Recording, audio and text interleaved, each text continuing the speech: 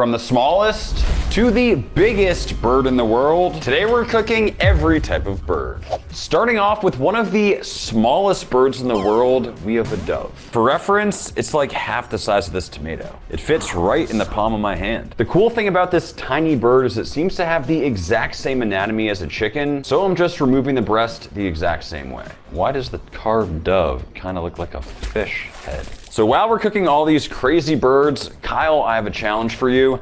I want you to make the world's biggest turducken out of everything we make today, starting with a dove. Can you do it? What do I get if I win? You get a free all expenses paid trip to Miami Beach. Oh, hell yeah. And go. Right. Go make a freaking turducken. These things are absolutely tiny and the flesh is significantly darker than chicken. Now we'll throw these in a quick, flavorful teriyaki marinade. And for this one, I'm actually gonna attempt to make a jalapeno popper. It's basically the only recipe I've seen for this bird and should be the perfect size. Our dove breast has been marinated. To say the color on it is beautiful at this point. We're gonna throw that in the popper and now we'll wrap that in bacon, because everyone knows that bacon makes everything better. And for our control, we have a regular seasoned up dove. Let's get them on the grill. It's been 45 minutes and they should be done. I'm gonna be honest, this dove is kind of looking like a shriveled up raisin. I mean, that right there is a one biter. Carved and served up the control dove just like I would a regular chicken or turkey, but it's a fraction of the size, which is kind of funny to see. One of these little dove drumsticks is only 1.3 grams. For reference, that is 7,000 times smaller than the biggest drumstick we'll be cooking today. All right.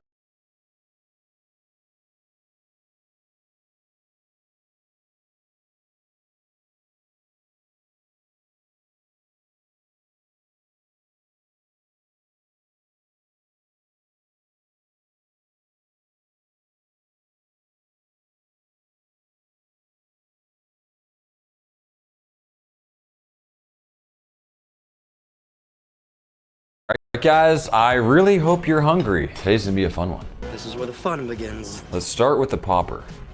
Wow. I love it. And I think the addition of like a little bit of meat inside actually really helps it. But I can't tell what kind of meat it is. I can't taste dove. It just tastes like an amazing popper. But the real test is, how does dove taste? We have some miniature little breasticles. I want to take a little drumstick. I mean, this is literally the size of half my Oh, name. that's tiny. This might be the world's smallest drumstick. Sophia, can we doink them? It's kind of giving me like liver vibes. I think the leg is better than the breast. The crispy skin to meat ratio on the leg is really nice. If chicken is the baseline, this is just like way darker, tougher meat. Not as gamey as I would have thought for like a little tiny game bird. But the big question, is this better or worse than chicken? Unfortunately, we can all agree dove is not better. Next up, quail. Quail are typically found in small flocks of 10 to 20 birds and are often hunted by humans with the aid of trained hunting dogs. Why does it look like a human so much? You can even jump, you can even dance. Wiggle, wiggle, wiggle.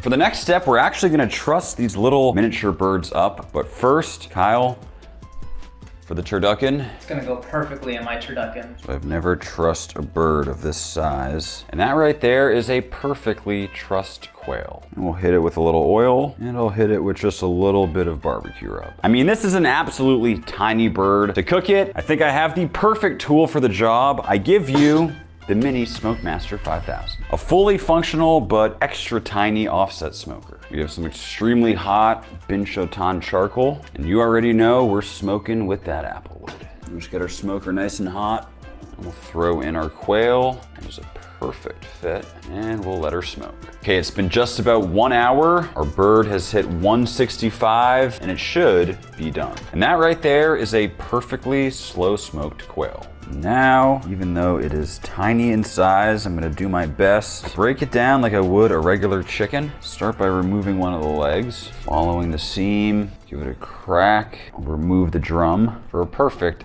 thigh and drumstick. And I'll split the breast down the middle. I feel like I'm one of those miniature cooking channels that cooks all the tiny food. And we'll take some perfect slices. It is extremely trippy doing this because I'm so used to slicing chickens that are way bigger. But either way, our quail is done. Time for quail. Very different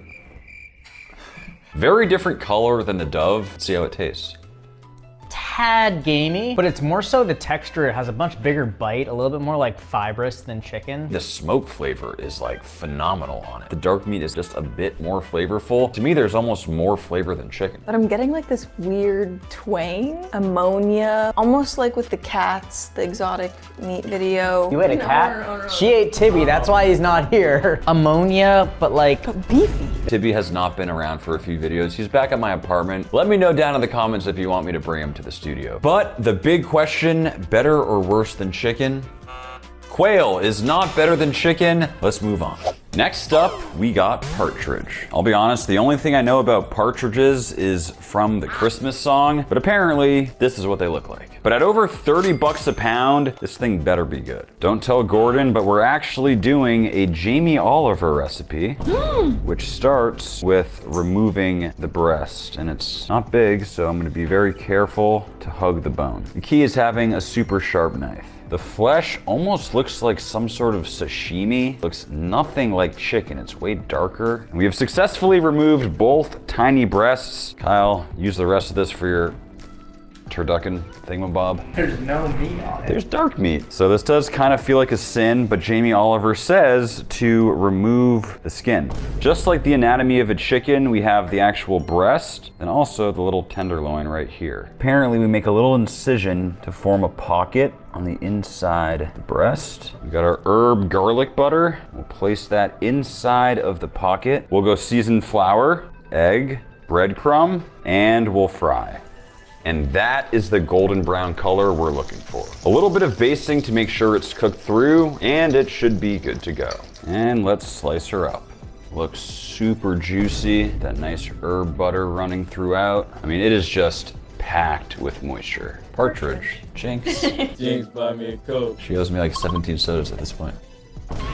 Dude, you guys keep taking too long to take your bites. Is that partridge or is that pork? Tastes just like pork. And I love it. The whole dish is amazing, but I can't actually taste the meat. It's tough to actually taste the partridge. It's like a baseline protein. I really like it. It has rich flavor. The texture's great. Is it better or worse than chicken? Oh, Realistically, it's time for one of these birds to beat chicken, so I'm going with up. Partridge is officially better than chicken. Woo! And next up, we got squab, AKA pigeon. Pigeons are famous for their ability as messengers, and apparently over 100,000 of them were used in World War I with a 95% message delivery success rate. And we're turning this into an iconic fried Chinese dish that I've actually had before. To a pot, we'll add ginger, some green onion, garlic, and some sugar. We'll also add some Shaoxing cooking wine. It's a very distinctive flavor. Some salt, and finally some soy sauce. We'll top with water and bring it to a boil. And in with the squab, just dipping a couple times to get the air pockets out from under the skin, and we'll let it simmer for about 30 minutes. In the meantime, we'll make our glaze with some malto syrup. It is extremely thick. 1/4 cup of vinegar, just a splash of Shaoxing cooking wine, and some water, and mix. And with that, our 30 minutes are done, and the squab is coming out. And it's going straight in an ice bath to chill. With our squab cooled down, throw it on a rack. Now we're gonna paint on that sweet but still vinegary kind of glaze situation. This is gonna help us achieve a really nice color as well as some great flavor. Now we let it air dry for 2 hours. It's been 2 hours and this squab is looking tight. It is extremely tight skin, should be perfect for deep frying, which is exactly what we're gonna do. And we'll gently lay her in, ladling the hot oil over the top. Skin! Whoa, that's crazy. Look at that. The color is looking absolutely perfect. I thought it might burn due to the sugar we added, but I mean, this thing is looking unreal. Serving it whole as a single portion with some 5-spice salt on the side and a couple slices of lemon. It has this insanely crispy skin, and at least from the looks of it, it is super, super juicy. Squab. A lot of flavor going on. I'm about to go kill one of those pigeons outside and eat it. This thing's so good. Like a New York City pigeon. Yeah. Extremely rich. You get the 5-spice, the deep fried crunch, but for me, it's quite gamey. Getting some pasty vibes at the end of my bite. The meat just literally disintegrates into paste. I almost wish there was more of like a Peking duck, glossy, hoisin flavor to it to outweigh some of the gaminess. Is it better or worse than chicken?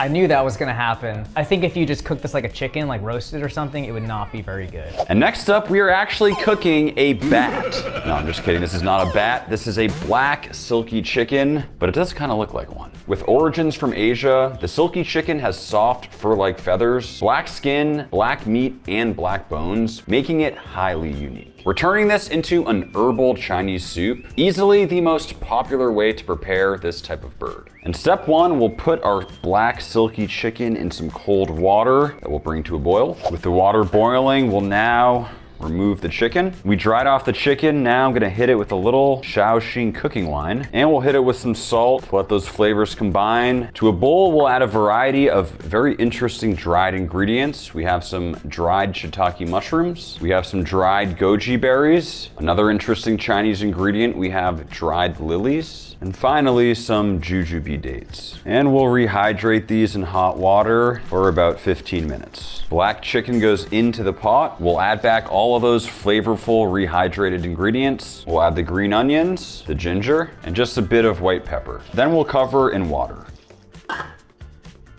It's been simmering for a bit. Ooh. You can see how compared to a normal chicken, there's way less meat on the thigh area here as well as the drumsticks. But even though there's not much, the flavor on this chicken is just so good. We got a little wishbone, Sophia. Okay, Sophia, if I win, we're giving away 10 bags of jerky to one lucky person in the comments. Oh. All right, well, there you go. Drop a comment down below and you might get lucky. And the rest of the carcass will go back into the soup to boil for another couple hours. This is really quite the soup. It's been another 2 hours. I mean, it smells incredible. Time to strain. We'll add more of that assortment of rehydrated ingredients, some fresh green onion, and then of course some of that broth along with the shredded chicken. And finally, our black chicken soup is done. This chicken, it looks a little sus. Wow. We needed this. I love this. That is delicious. It has an incredible chicken flavor. Aromatic. It's a little sweet. It's not overly salty. It's not overly rich. This chicken is perfect for this soup. I don't think you can use it in other settings. We've actually done it before. Remember when I cooked with Thomas? I'll let myself from the past tell you. The flavor of the meat is incredible. Does this ruin chicken? I'll tell you, it was tough to put in a turducken, that's for sure. Like, I really enjoy this, but am I gonna rank it ahead of a regular chicken that can be fried, braised, seared?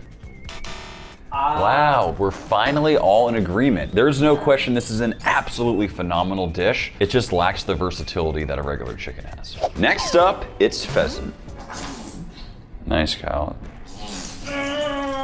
These birds are widely considered the most popular game bird for hunting, and I've always been extremely curious about their taste. It has some interesting yellow fat, and the meat is definitely a lot darker than a regular chicken. And for the cook process on this one, we're gonna do something extremely unique. We're actually cooking it in clay. Clay cooked chicken is an ancient Chinese technique known as beggar's chicken. We start by stuffing the bird, and I'm adding a chili crisp hoisin marinade for more color and flavor. And we'll just set this aside to marinate. So normally we'd wrap it up in lotus leaves, but today we're gonna try out banana leaves. Pheasant down, and we'll wrap up our present. The leaves are gonna help retain moisture, but also provide really unique flavor. And to ensure a good seal, I'll now wrap once more in parchment paper, though it's traditionally done with newspaper. And time for clay. We'll get it rolled out, then very carefully cover our pheasant present in the clay, sealing it off. With it all wrapped up, time to bake. And it's finally hammer time. Unearthing our present. Ooh, it's hot. Ooh, it's hot, hot, hot. And opening it up, that banana leaf is very strong. Oh yeah, it's hot. Okay, come here to listen for that crispy skin. Psych! Clearly with this method, crispy skin is not what you're gonna achieve, but of course, what matters most is how it tastes. It looks like in the movies when like an alien has a baby pop out in a sack. It tastes better than it looks. It's kind of dry. A little stringy, almost like it's a marathon runner. It's like sinewy. Very similar to the silky chicken, but that worked really well in a soup. And I love this dish. We've cooked it before, but right now it's just very earthy. But is it better than a chicken? Let's move on.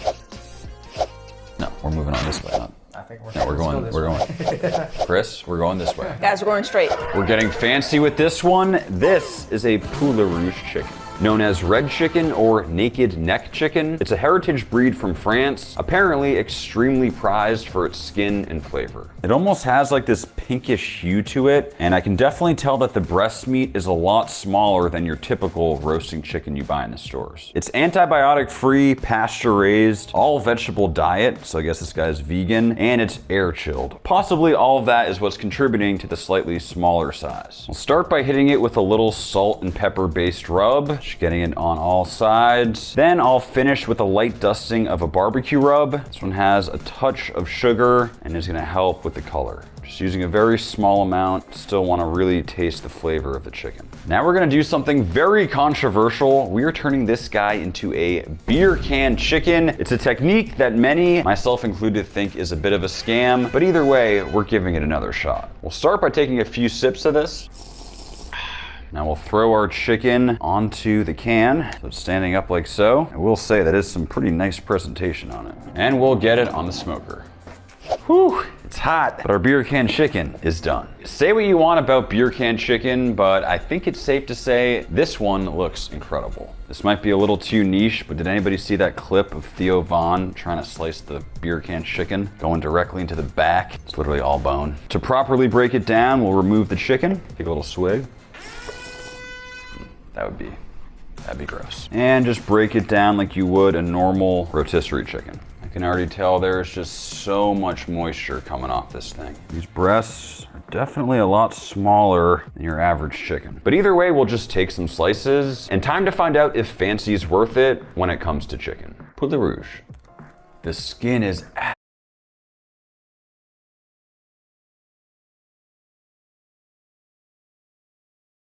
of control on this one. Whoa. It almost snaps like a sausage casing because it just bursts with flavor once you bite into it. And that's really satisfying. It's amazing. The meat is great. It almost tastes like the Iberico of pork. Like a very high quality version of something we've had a million times. I mean, it was cooked in a beer can, which I will say did absolutely nothing to the flavor. There is zero beer flavor in there. Better or worse than a regular chicken? I mean, this one's easy, right? For sure better than a regular chicken.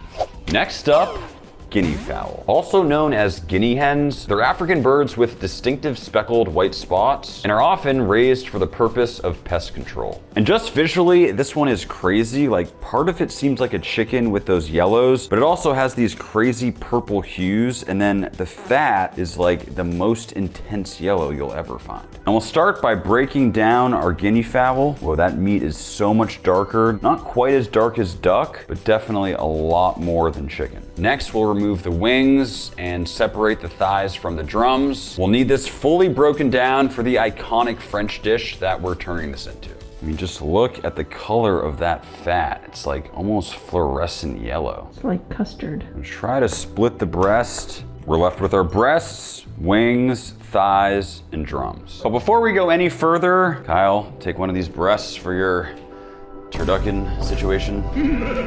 Next up, we'll dredge our beautiful pieces of guinea fowl in some seasoned flour, and we'll brown it up in some olive oil. Nice and golden brown, that is the color we're looking for. Not fully cooked yet, but we'll remove for now. Bacon in, and in with the mushrooms. Now the onions. Oh shoot, getting a little crazy in the kitchen. Smells incredible already. In with the garlic. Now deglaze with the wine. Back in with the guinea fowl. And we'll finish with the chicken stock. We'll throw in the thyme, bay leaves, and we'll let it braise. Smells absolutely incredible. And we'll just finish with some creme fraiche. And let's take a first slice out of the guinea fowl and see what we got. I mean, it looks really nice and juicy. You can see how it has that skin and kind of a bit more fat than you'd expect with chicken. But either way, let's plate it up. And there we have a Coq Riesling, a classic French stew, only this time with guinea fowl. That was delicious. That recipe is a 10 out of 10. It's so flavorful. It's like rich and delicious. I absolutely love it, but I just had a piece of the skin by itself. Like the skin and the fat, it's a little more gamey than chicken. Chicken and duck, the skin is like the best part. Unfortunately, on guinea fowl, it's the worst part. It just has that weird Twang. Yeah, it does have a twang. I think the recipe covers up for those things in a really great way. I think this recipe would be better with chicken, which I think very clearly means it is sadly not better than chicken. Next up, we got duck. Now you've seen me cook this before, but today's process is gonna be a little different. There's just an absurd amount of fat on ducks, so I'm hoping with this process we'll be able to render some of it out, but I've never done it with a duck before, so we'll see if this works. Start by finding the backbone. We're gonna slice through on either side to remove it. This is a technique we typically do with turkeys, sometimes chickens, and it's called spatchcocking. Now we'll flip it over, and you can see how all the fat and skin is now facing up, which is perfect. Now we'll apply some pressure here, and just like a chiropractor, give it a nice crack. Now to hopefully help with the fat rendering out of this, I'm just piercing some very small holes all over the top, which should help promote all that fat coming out. And finally, I'll hit it with a bunch of salt to not only season it, but also really dry out that skin as we let it dry brine for a few hours. And it's been just about 4 hours. Our duck is perfectly dry brined. As you can see, the skin is now extremely dry, which is exactly what we want. Now to cook this thing, you guys may have heard of brick chicken. It's a pretty cool technique, but today we have something a little bit different. Hold on to your seats, guys, because this duck is getting bricked up. This guy stinks! This cast iron griddle should work perfectly for the job, and I'll place it down while the griddle is still cold, which should help with rendering. Bricks on, heat on, and we'll see what happens. All right, it's been probably 30 minutes. Let's check on our duck. A ton of fat has rendered out. It's time for a flip. Oh yeah, beautiful golden brown. That is nice. And we'll just let this finish cooking in the oven. And just like that, our duck is done. I haven't tried it yet, but I have a feeling this might be the new best way to cook duck. Because it's spatchcocked, the breasts reach 135 Fahrenheit, while the legs are at like 175, which means both should be cooked perfectly. And I mean, just check out that skin. It's almost like crispy pork belly. Slice it right down the middle. We get that leg separated. We got a nice medium internal on the breast, but the key for me is how much of that fat cap rendered out. There's almost zero white, covered by that perfectly crisp skin above. Duck.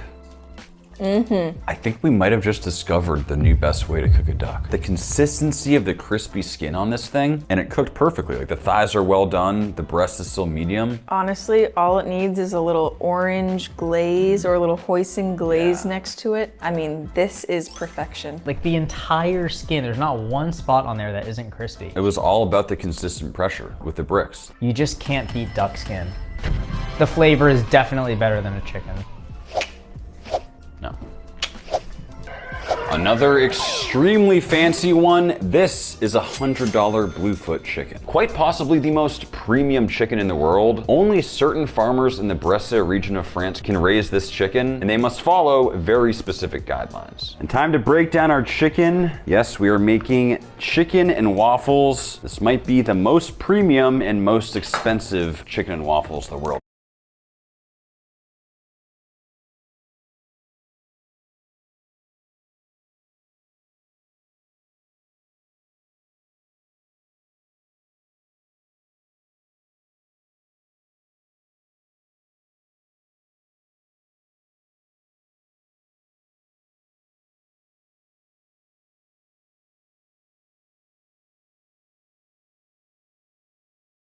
I've ever seen. We'll split the breasts. Before we brine this, Kyle, take this for your turducken abomination. And this step right here is the key to making the perfect fried chicken. We'll start by adding a bunch of buttermilk to help it stay super juicy and tender. We'll throw in a couple eggs. A little homemade spice blend, but you can just use a barbecue rub. Give it a little mix. And we'll add our beautiful pieces of Bluefoot chicken. And we'll let them soak for a few hours. We've let our chicken brine. We'll now put a couple tablespoons of our brine liquid into our seasoned flour and cornstarch, just to help with added texture. Let the excess drip off and into the flour. Packing it in, it's all about that golden brown texture. We'll shake it off and very carefully into the hot oil. Okay, while that's frying in the meantime, we're gonna get our waffles going. I feel like I exclusively make these when I'm at like a hotel, at a little continental breakfast. So let's see how this goes. We'll shut it. Do I spin it? I think I might just spin it. Here we go. Let's see what we're working with. Oh yeah, that is what we're looking for. hot. Gotta load it up with maple syrup, topping with our fried bluefoot chicken, and just a touch more of the seasoning blend. And that right there is quite the meal. Chicken and waffles. Juicy as all hell. That is money. I was not expecting to like this as much as I do. Extremely juicy. The flavor of the chicken is just top notch. Like that for sure is an exquisite chicken. That is the best fried chicken I've ever had in my life. I usually don't like fried chicken, but this is so good. You actually like it? I actually like it. And the waffles taste like funfetti birthday cake. To get Sophia to say she likes fried chicken clearly means we're onto something. It is oozing juiciness. Everything about it is incredible. You don't even need to see mine. It's Better than a normal chicken. We've done duck, goose. Now it's time for goose. Duck. We've done duck. Now it's time for goose. And just check out the wingspan on this guy. I mean, we've come a long way from our first bird. So I actually cooked a goose a long time ago. Poke holes to render the fat and lather her up. No, okay, we don't need to show that particular part of it. Didn't come out that great. In fact, I've never really had tasty goose before, but hopefully with this recipe, that'll change. And with that, it's time to dry brine overnight. I will see you in about 24 hours. I'm gonna go sleep, shower. What else am I gonna do? And just like that, it's been 24 hours. I am very well rested, and our goose is dry brined. You can see how most of that salt has penetrated and the skin is super dry. Now the next step is to actually make some incisions on the breast, not cutting into the meat. I'm actually attempting a notorious foodie recipe. This is for his duck. We're doing it on goose. And now we're gonna stuff the cavity with some onion, some orange, and a bunch of herbs. And now we'll assemble a quick glaze. Got some honey, some sherry, some Worcestershire, soy sauce, crushed garlic, some fresh rosemary and thyme, the peel of an orange, and some freshly squeezed orange juice. And we'll let that reduce. And once that cools, it'll be nice and glossy. Now we'll just paint on that super flavorful glaze. And we'll roast. Okay, it's been 20 minutes. We're gonna reapply the sauce. And finally, our goose is done. Geese are notoriously bony. Let's just see how much meat I can actually get off this thing. Cheers, everybody. Cheers. I love the flavor on it. I usually don't love goose, but I'm actually enjoying this. It reminds me of duck, kind of has a little sweet flavor to it. I love the sauce over the skin. I really like this. For me, the cooking process and the sauce definitely elevated it. I just don't think it's better than duck, which for me is the barometer here. I want to say I don't like it as much as duck. Then I think if I was blind taste testing it, could I really tell a difference? I just feel like it's not as good as a duck, and I would say there's no way this is better than a chicken. Wow. I really like it. The goose is loose. I get so tired of chicken. I would way prefer this. This one's crazy. At 300 bucks, we have the Wagyu of turkey. Oh, I even found the straw to suck out the gravy. What is going on over here, Kyle? Debone this turkey. Dude, you're gonna hurt someone with that thing. So, Jesus. I present to you a T-boned turkey. Dude, get that out of here. Bourbon red turkeys are prized for their meat quality and flavor. They're a heritage breed with a slower growth rate, requiring longer raising times and more space, leading to higher costs for farmers. And you can just tell the fat is completely different than a regular like butterball turkey. It's quite similar to the fat on the Poulet Rouge chicken, and it's kind of like Wagyu fat even. And because this is such a fancy turkey, I'm gonna keep the cooking process very simple. I'll start by hitting it with some oil, a good amount of kosher salt on all sides, and black pepper, and into the oven to roast. And just like that, our turkey is done. There was a question of whether or not this thing would be juicy. I think we have our answer. I mean, this is like a balloon. Oh, we got a leak. Sometimes giant turkeys don't brown up very consistently in the oven, especially when they aren't spatchcocked, but this one looks perfect. And I'll just break it down like I would a normal turkey. I mean, I can already tell this thing is so juicy. I mean, she's dripping. The key is slicing turkey breasts like this so that each piece has crispy skin over the top. And with just a little bit of gravy, it's time to have Thanksgiving in April. Wait. Bon appetito, bitch. Bon appetito, bitch. Whoa. That's the best turkey I've ever had. I like normal turkey more than chicken. And I like this turkey more than normal turkey. It's like the poulet rouge of turkey. The flavor and texture and juiciness of the meat, but also the flavor of the skin. Is it 5 times better than a regular turkey though? Because it is 5 times the price. I love the skin. I think the skin is like 20 times better than any turkey skin, any chicken skin I've ever had. But the meat, meh. I mean, if you're gonna cook 1 turkey a year, this is the turkey you should probably cook. I don't like turkey. Wow. I don't know about you, but I think it's time for emu. Native to Australia, emu are the 2nd largest bird in the world, reaching over 2 meters tall, and can run at speeds up to 30 miles per hour. I gotta be honest, this looks way more like a steak than any bird. The deep red muscle fibers are exactly like a beef flank steak. I'll get my 2nd emu steak here. Kyle, this is for you. Oh my God, dude, I really don't think this is gonna fit in here. Oh, it's coming together, Kyle. It looks great. These strings are holding up a lot of pressure. W sauce binder, and I'm treating this one just like a normal steak. Pan searing for a nice crust, and butter basting to perfection. Apparently you can eat emu at medium rare, so that's the internal temp I'm shooting for. This is just mind-blowing. I mean, it looks exactly like beef, not even just visually, but also how it slices. But the real question is, how does it taste? Guys, it is emu, not emu. People made it very clear to me in the comments. Wow. Are we eating steak right now?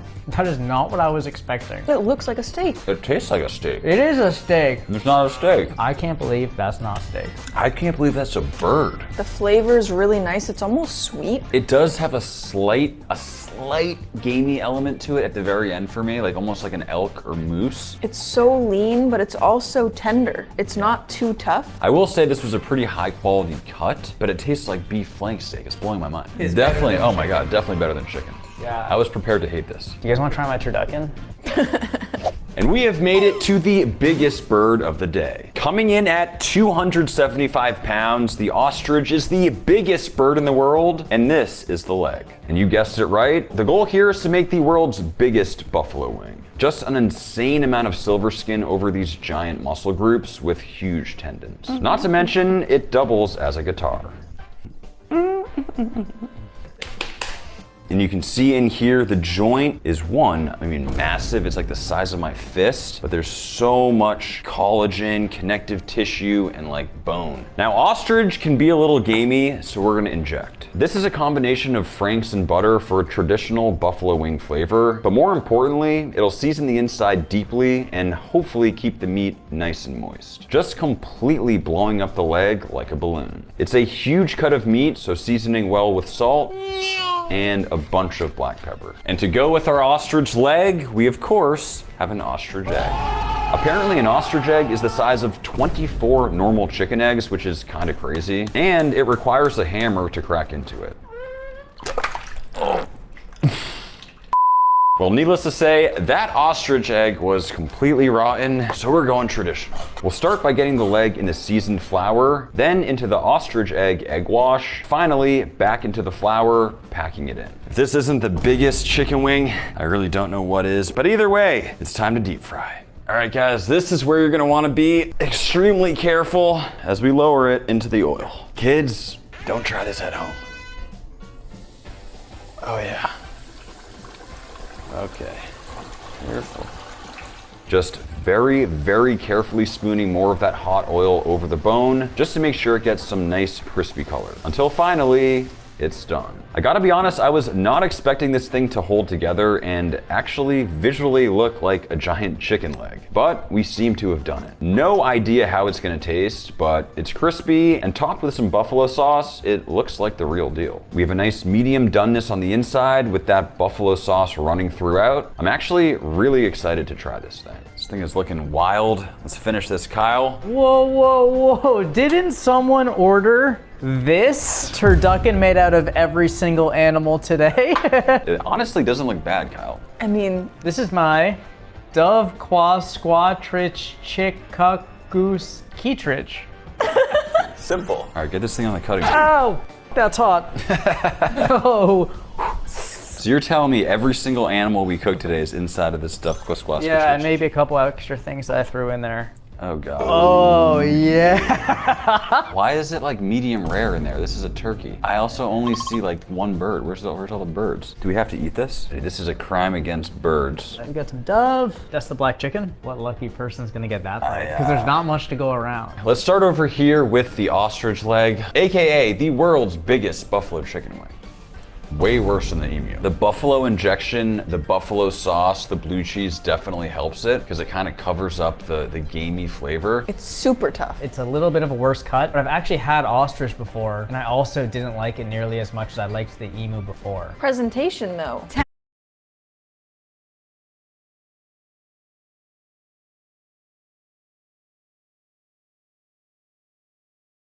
out of 10. That is epic. Safe to say ostrich leg is not better than chicken. Let's give this a shot. It was so much harder to actually physically wrap that thing up than I was expecting. And how did you debone the dove? Those bones are so little. Did you season this? I wanted you to really experience the flavors as is. I completely forgot to season it because I was so ingrained in trying to debone all that. Kyle, that's horrible. It's interesting. Better or worse than a chicken? Hope you guys enjoyed the video. See you guys next time. That tasted like it.